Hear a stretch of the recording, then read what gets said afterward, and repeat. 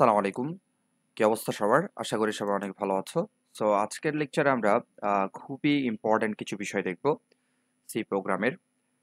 প্রথমে আমরা দেখব হচ্ছে ডেটা টাইপ, তারপরে আমরা দেখব চলক, তারপরে আমরা দেখব ধ্রুবক। এগুলো থেকে কিন্তু তোমাদের এমসিকিউতে প্রায় প্রশ্ন আসে এবং আমরা যখন সি প্রোগ্রাম করব অবশ্যই আমাদের ডেটা টাইপ, তারপর চলক, ধ্রুবক এগুলো সম্পর্কে ভালো একটা ধারণা লাগবে। সো প্রথমে আমরা ডেটা টাইপ নিয়ে একটু কথা বলি।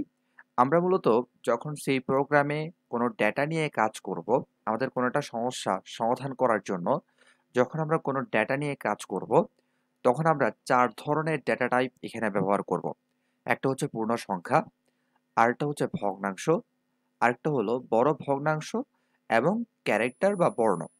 তাহলে পূর্ণ সংখ্যা কোনগুলো? পূর্ণ সংখ্যা হচ্ছে ১, ২, ৩, ৪, ৫, ৬, ১২, ১৪, ১৬ এগুলো হচ্ছে পূর্ণ সংখ্যা।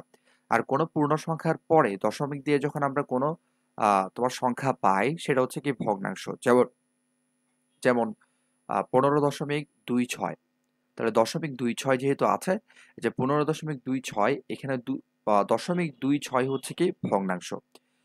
এরপরে দেখো, তুমি যদি পায়ের মান হিসাব করো তাহলে পায়ের মান হচ্ছে কি 3.1416, তাহলে 0.1416 হচ্ছে ভগ্নাংশ, রাইট? সো তুমি যখন এই ধরনের ভগ্নাংশ নিয়ে কাজ করবা তখন তোমার আমরা হচ্ছে কি এই ধরনের ভগ্নাংশ নিয়ে কাজ করতে পারি। এরপরে ডাবল ডাবল মানে হচ্ছে কিছু বড় ভগ্নাংশ, অর্থাৎ তোমার ভগ্নাংশের ক্ষেত্রে অনেক বড় বড় বিশাল কিছু ভগ্নাংশ যদি তুমি পাও বা কাজ করো, যেমন তুমি বলতে পারো 3.142765, অনেক বিশাল একটা ভগ্নাংশ, সেটাকে আমরা বলবো বড় ভগ্নাংশ। এরপর আমরা ক্যারেক্টার বা বর্ণ নিয়ে কাজ করতে পারি। এখন তুমি যখন পূর্ণ সংখ্যা নিয়ে কাজ করবা, সো পূর্ণ সংখ্যার ইংরেজি হচ্ছে ইন্টিজার। এই যে INTEGER, ইন্টিজার। পূর্ণ সংখ্যার ইংরেজি কি? ইন্টিজার। তাহলে ইন্টিজারের INT দ্বারা আমরা আমরা যখন হচ্ছে কি করব, পূর্ণ সংখ্যা নিয়ে কাজ করব, তখন আমরা INT দ্বারা বুঝাবো যে আমার যে সংখ্যাগুলো, আমি যে সংখ্যাগুলো নিয়ে কাজ করতেছি সেগুলো হচ্ছে পূর্ণ সংখ্যা। এরপর যখন তুমি কোনো ভগ্নাংশ নিয়ে কাজ করবা তখন তোমার ফ্লোট লিখতে হবে। Float, FLOAT, float. ফ্লোট মানে হচ্ছে ভগ্নাংশ। আর যখন তুমি বিশাল ভগ্নাংশ নিয়ে কাজ করবা, যেমন 5.273546, বিশাল একটা ভগ্নাংশ, তখন তোমার লিখতে হবে ডাবল। তোমার যে ভগ্নাংশটা সেটা বিশাল একটা ভগ্নাংশ, ঠিক আছে? এরপর তুমি যখন ABCD এগুলো নিয়ে কাজ করবা, বর্ণ নিয়ে কাজ করবা, তখন তোমার CHAR, আমরা জানি বর্ণ, এটার ইংরেজি শব্দ হচ্ছে ক্যারেক্টার। সো ক্যারেক্টারের CHAR আমরা নিয়ে আমরা বুঝিয়ে দিব যে আমাদের ডেটাটা হচ্ছে কি একটা ক্যারেক্টার, রাইট? সো এগুলো আমাদেরকে কম্পিউটারকে বুঝিয়ে দিতে হবে। এখন প্রশ্ন হচ্ছে, আমাদের ডেটা টাইপের মধ্যে ৪টা ডেটা টাইপ আমরা দেখলাম। একটা হচ্ছে পূর্ণ সংখ্যা মানে ইন্টিজার, ভগ্নাংশ, বড় ভগ্নাংশ, বর্ণ।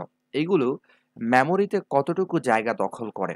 হ্যাঁ, যখন আমরা এই ডেটাগুলো নিয়ে কাজ করব তখন আমার ডেটাটা আমার মেমোরিতে কতটুকু জায়গা নেবে? তাহলে মনে রাখতে হবে, এটা খুবই ইম্পর্টেন্ট এমসিকিউর জন্য। ইন্টিজার টাইপের ডেটা মেমোরিতে 2 বাইটের জায়গা নেয়। আমরা জানি 1 বাইট সমান হচ্ছে 8 বিট, তার মানে 2 বাইট সমান হচ্ছে 16 বিট। আমরা যদি আমাদেরকে প্রশ্ন করা হয় যে ইন্টিজার টাইপের ডেটা মেমোরিতে কতটুকু জায়গা নেয়, তাহলে তোমরা বলবা 2 বাইট। আর যদি 2 বাইট না থাকে, বিট থাকে, তাহলে বলবা 16 বিট। কারণ আমরা জানি 1 বাইট সমান 8 বিট, রাইট? ওকে। এরপর যদি তোমাকে প্রশ্ন করা হয় ফ্লোট টাইপের ডেটা, ফ্লোট টাইপের ডেটা অর্থাৎ ভগ্নাংশ যেই ডেটাগুলো আছে সেই ডেটাগুলো কতটুকু জায়গা নেয়, তাহলে তুমি বলবা 4 বাইট। তাহলে 4 বাইট যেহেতু 1 বাইট সমান 8 বিট, যদি আমরা এটাকে বিটে হিসাব করি তাহলে হবে 4 8 32, তাহলে 32 বিট জায়গা নেয়। 4 বাইট বা 32 বিট। সো বিটে তোমাকে প্রশ্ন করলে তুমি বিট অ্যান্সার করবা, আর যদি বাইট তোমাকে প্রশ্ন করে তাহলে তুমি বাইট অ্যান্সার করবা। 4 বাইট বলবা, বিটে বললে হচ্ছে কি 32 বিট বলবা। এটা মাথায় রাখবে, 1 বাইট সমান 8 বিট। ডাবল যে ডেটাগুলো আছে মানে বিশাল বিশাল ভগ্নাংশ, সেই ভগ্নাংশগুলো কতটুকু জায়গা নেয়? সেই ভগ্নাংশগুলো হচ্ছে 8 বাইট জায়গা নেয়। কয় বাইট? 8 বাইট জায়গা নেয়। তার মানে 8 8 এ 64 বিট জায়গা নেয়, ঠিক আছে? মনে রাখতে হবে এগুলো একটা, মানে ধরো তুমি একটা সংখ্যাই হচ্ছে এতটুকু জায়গা নিয়ে ফেলবে, ঠিক আছে? তারপর তোমার একটা পূর্ণ সংখ্যা যেমন 2 বা 3 4 5, একটা পূর্ণ সংখ্যাই হচ্ছে কি 2 বাইট জায়গা নিয়ে ফেলবে, ঠিক আছে? আমি একটা পূর্ণ সংখ্যার কথা বলছি, একটা ভগ্নাংশের কথা বলছি, একটা বড় ভগ্নাংশের কথা বলছি। এরপর ক্যারেক্টার টাইপের যে ডেটাগুলো আছে, যেমন হচ্ছে তোমার এই যে ক্যারেক্টার ABCD, তাহলে এই হচ্ছে কতটুকু জায়গা নিবে? এই হচ্ছে 1 বাইট জায়গা নিবে। তার মানে প্রত্যেকটা ক্যারেক্টার মেমোরিতে 1 বাইট করে জায়গা দখল করবে। তার মানে 8 বিট করে জায়গা দখল করবে।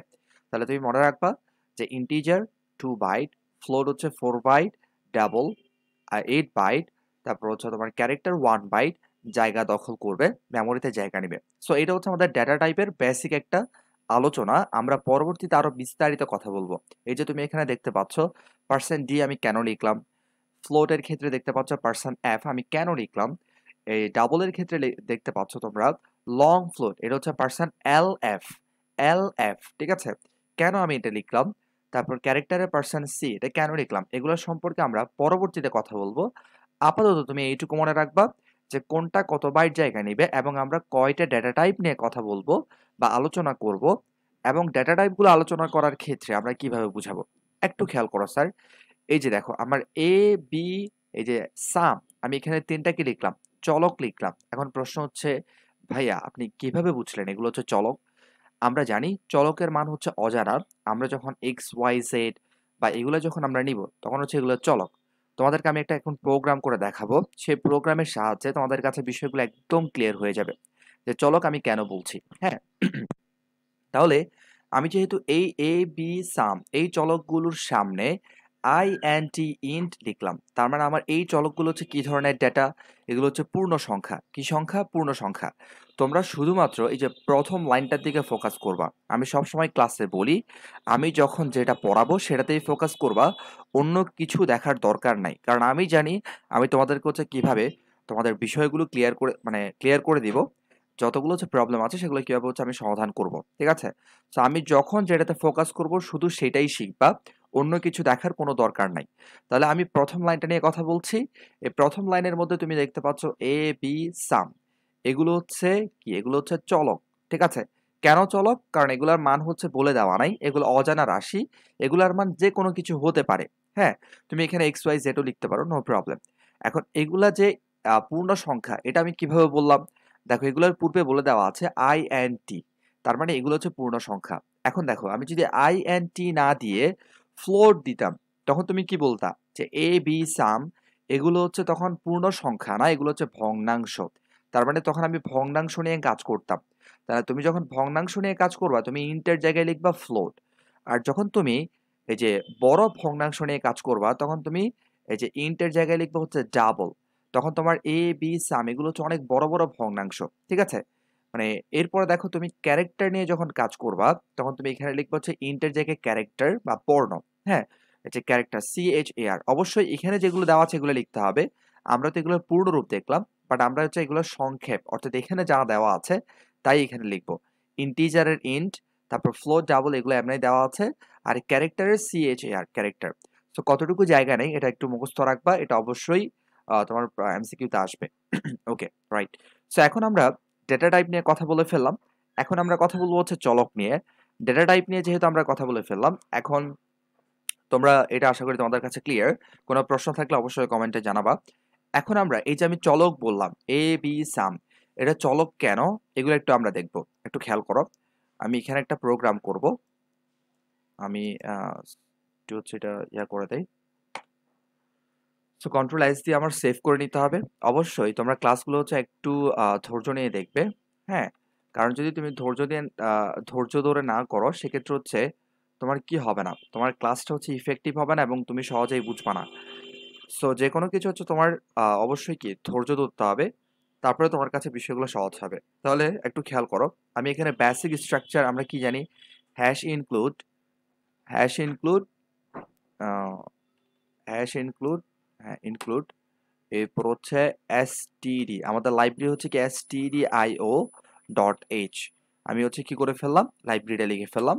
এরপর আমরা কি ফাংশন লিখবো? Main function. কারণ মেইন ফাংশনটা হচ্ছে যেহেতু ওই যে আমাদের কোন লাইব্রেরি আমাদের stdio